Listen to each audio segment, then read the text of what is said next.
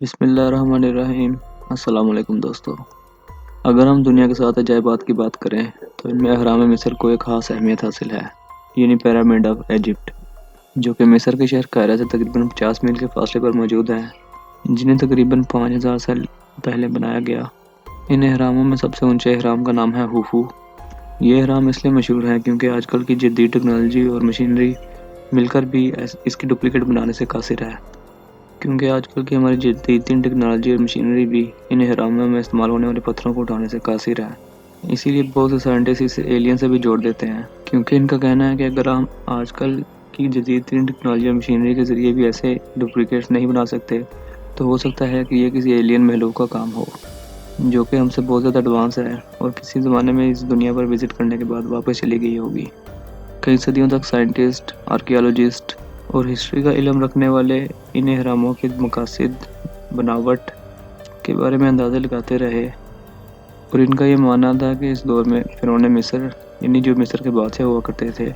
وہ خاص طور پر ان اہراموں کو اپنے لیے بنواتے تھے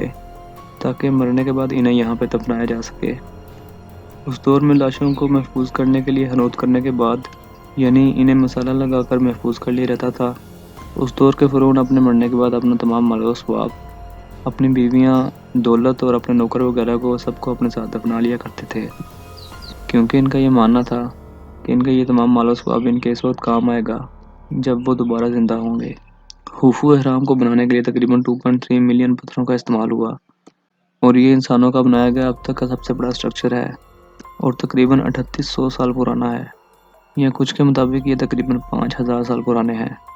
ان اہراموں کو اتنی ترتیب سے بنایا گیا ہے کہ ان کے 2 پتھروں کے درمیان ایک انسانی بال بھی نہیں گزر سکتا۔ چونے کے پتھر کو پالش کرنے کے بعد ان اہراموں کے اوپر لگایا گیا تھا، جو سورج کی روشنی کو ریفلیکٹ کر کے اسے تارے کی مانند چمکتا ہوا دکھاتا تھا،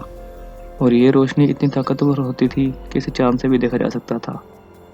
لیکن 14ویں صدی میں ان پتھروں کی طرح زلزلوں کی وجہ سے ان اہراموں سے اتر گئی اور یہ اپنی موجودہ حالت میں آ گئے۔ حیرت کی بات تو یہ ہے کہ یہ اہرام زمین کے بالکل درمیانی حصے میں موجود ہیں، یعنی اگر ہم زمین کا درمیانی حصہ دیکھیں تو یہ اس کے بالکل درمیان میں واقع ہیں۔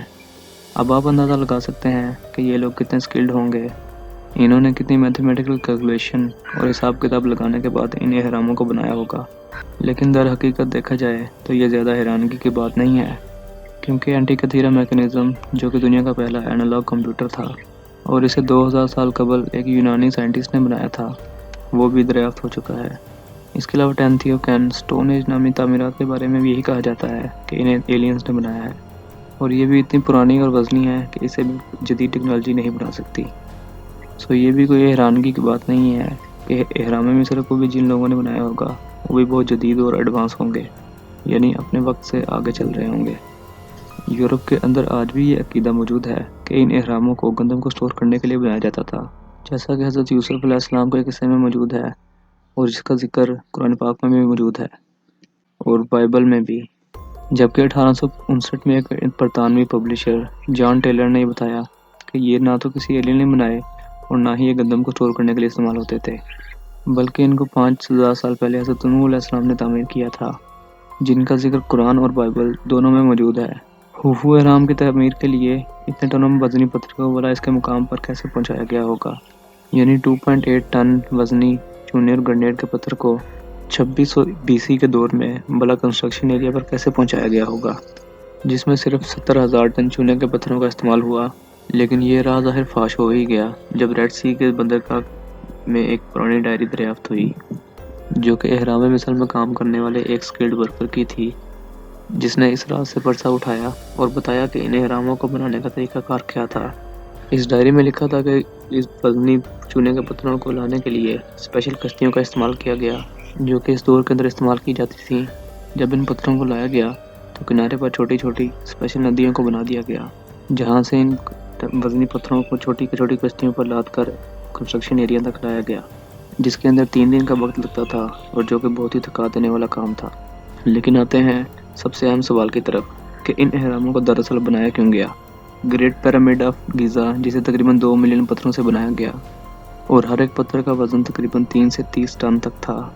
جبکہ کچھ اسپیشل پتھر 50 ٹن تک وزنے بھی اس میں استعمال کیے گئے۔ اس کا بیس ایریا 5,92,000 اسکوائر فٹ اور اس کی ہر سائڈ 2,18,000 اسکوائر فٹ کے رقبے پر محیط ہے۔ اس کی بیرونی تہ 1,44,000 پالش چونے کے پتھروں سے بنائی گئی تھی اور ہر ایک پتھر تقریباً 15 ٹن تک وزنی تھا۔ ایک اہرام کو بنانے کے لیے تقریباً 20 سال تک 20,000 لیبرز نے مسلسل کام کیا، لیکن کیا یہ سن کر عجیب نہیں لگتا کہ 20 سال کی محنت صرف فرعون مصر کو دفنانے کے لیے کی گئی؟ اتنی بڑی لیبر کو استعمال کیا گیا صرف فرعون مصر کو دفنانے کے لیے؟ یقیناً ایسا نہیں ہو سکتا، اور حالیہ تحقیقات بھی یہی کہتی ہیں، کیونکہ سائنٹسٹ نے حالیہ تحقیقات میں یہ پتہ لگایا ہے کہ ان اہراموں کو بنانے کا مقصد کچھ اور تھا، نہ کہ مصر کے فرعونوں کی آخری آرام گاہ۔ کیونکہ سائنٹسٹ کا کہنا ہے کہ اہرام مصر کو پاور پلانٹ کے طور پر استعمال کیا جاتا تھا۔ جی ہاں، پاور پلانٹ کے طور پر، کیونکہ اس وقت کے مصری لوگوں کو بجلی سے شناسائی حاصل تھی، جو کہ کافی لاجیکل بھی ہے۔ میں پہلے بھی بتا چکا ہوں کہ اس طرح کے باقی عمارات بھی دنیا کے اندر دریافت ہوئی ہیں، لیکن اہرام مصر جیسی یونیک عمارتیں کہیں اور دریافت نہیں ہو پائیں، کیونکہ یہ ٹیکنالوجی صرف مصری لوگوں کے پاس تھی۔ 19ویں صدی کے دوران نیکولا ٹیسلا اور تھامس ایڈیسن نے الیکٹرکسٹی کا کانسیپٹ دیا، لیکن سوال یہ ہے کہ 3800 سال پہلے یہ ممکن کیسے ہوا؟ یہ ایک بڑا obvious سا سوال ہے، کیونکہ 1930 میں آرکیولوجسٹ کو عراق کے اندر ایک خاص طرح کی بیٹری دریافت ہوئی، جس کا نام بغداد بیٹری رکھا گیا ہے۔ یہ ایک برتن، کاپر وائر اور آئرن راڈ پر مشتمل تھی، جس کے اندر لیکوڈ کو ڈالا جاتا تھا اور یہ الیکٹریکل چارج پیدا کرتی تھی۔ اور سائنٹسٹ کے مطابق اس بیٹری کو تقریباً 2000 سال پہلے بنایا گیا۔ تو یہ بات سمجھ میں آ سکتی ہے کہ اگر 2000 سال پہلے انسان بجلی کو بنا سکتے ہیں، تو اہراموں کے ذریعے انسانوں کے لیے بجلی پیدا کرنا کوئی بڑی بات نہیں ہے، کیونکہ ان اہراموں کے اندر کئی انڈر گراؤنڈ ٹنلز بھی موجود ہیں جہاں اب تک کوئی جا نہیں سکا۔ اور جیسا کہ پہلے یہ بتایا گیا ہے کہ ان اہراموں کے اوپر چونے کے پتھر کی ایک تہہ موجود تھی جو سورج کی روشنی کو ریفلیکٹ کرنے کے لیے استعمال کی جاتی تھی۔ اس کے علاوہ ان اہراموں کے اندر انسولیشن بھی موجود ہے، جس کے لیے ایک خاص طرح کے پتھر کا استعمال کیا گیا ہے جسے ڈولومائٹ کہتے ہیں۔ یہ ایک خاص طرح کے پتھر ہیں جو الیکٹریسٹی کو کنڈکٹ کرتے ہیں اور اس کی پاور کو بڑھانے کے لیے استعمال ہوتے ہیں۔ اس کے علاوہ ان اہراموں میں کئی اس طرح کے پتھر استعمال کیے گئے ہیں جو کہ بجلی کے کنڈکٹر ہیں، یعنی ان سے بجلی گزر سکتی ہے۔ ان اہراموں کے اندر ہوا آئونائز ہو کر خاص طرح کا کیمیکل پروڈیوس کرتی ہے اور الیکٹریسٹی کنڈکٹ کرتی ہے، جس سے الیکٹریکل کرنٹ پیدا ہوتا تھا۔ اور اس وقت کے لوگ اسے بنانے کے قابل بھی تھے، کیونکہ ان اہراموں کے اندر ہمیں جو کافن ملے ہیں، ان کے سائز کو دیکھیں تو یہ عام انسانوں کے سائز سے بہت زیادہ بڑے ہیں، جبکہ ان اہراموں کے اندر بہت چھوٹی چھوٹی ٹنلز بھی موجود ہیں جہاں سے یہ کافن کسی بھی طرح سے گزر نہیں سکتے۔ تو اس کا مطلب یہ ہوا کہ ان تابوتوں کو ان اہراموں کے اندر ہی بنایا گیا تھا۔ اس کے علاوہ 1993 میں ایک پراسرار قسم کا کمرہ ان اہراموں میں دریافت ہوا، جسے دی کوئنز چیمبر کا نام دیا گیا، اور بعد میں جب ریموٹ کنٹرول کیمرہ کے ذریعے اس کمرے کا جائزہ لیا گیا تو اس میں بڑی بڑی کاپر وائر دریافت ہوئیں۔ جی ہاں، کاپر وائرز، جو آج بھی ہم الیکٹریسٹی کو ٹرانسفر کرنے کے لیے استعمال کرتے ہیں، جو اس تھیوری کو تقویت دیتی ہیں کہ ان اہراموں کو اسی مقصد کے لیے بنایا گیا تھا۔ اور سب سے بڑی بات یہ کہ جس مقام پر ان اہراموں کو بنایا گیا ہے وہاں کسی دور میں دریائے نیل کی انڈر گراؤنڈ لیکس موجود تھیں، یعنی ان اہراموں کو پانی کے اوپر بنایا گیا، جو کہ بجلی پیدا کرنے کا سب سے آسان اور سستا طریقہ ہے۔ اور آج بھی ہم انسان اپنی بجلی کی زیادہ تر ضروریات اسی طریقے سے پوری کرتے ہیں، یعنی پانی کے ذریعے بجلی بنا کر۔ لیکن ان اہراموں کے اندر بجلی بنانے کا یہ طریقہ ذرا ڈفرینٹ تھا، کیونکہ ان کے اندر جو طریقہ استعمال ہوتا ہے اسے کیپلری کہتے ہیں۔ ان اہراموں کے زمینی حصے سے پانی کو اوپر کی طرف پریشر سے بھیجتے تھے اور اسی طرح سے بجلی پیدا کی جاتی تھی۔ ان اہراموں کے اوپر ایک خاص طرح کی کیپس موجود تھیں جو کہ سونے سے بنی ہوئی تھیں، لیکن وقت کے ساتھ ساتھ ان کیپس کو چوری کر لیا گیا۔ یہ کیپس دراصل نیگیٹو چارج پارٹیکلز کو آئنوسفیئر کے اندر بھیجتی تھیں، جو کہ ہماری زمین کے گرد ایک تہہ ہے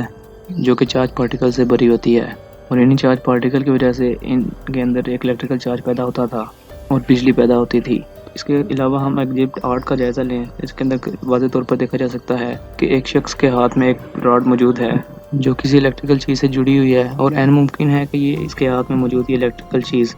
کوئی نہ کوئی الیکٹریکل بلب ہو۔ تو ان تمام ثبوتوں کو بیس بنا کر سائنٹسٹ کو سب سے اسٹرانگ تھیوری یہی لگتی ہے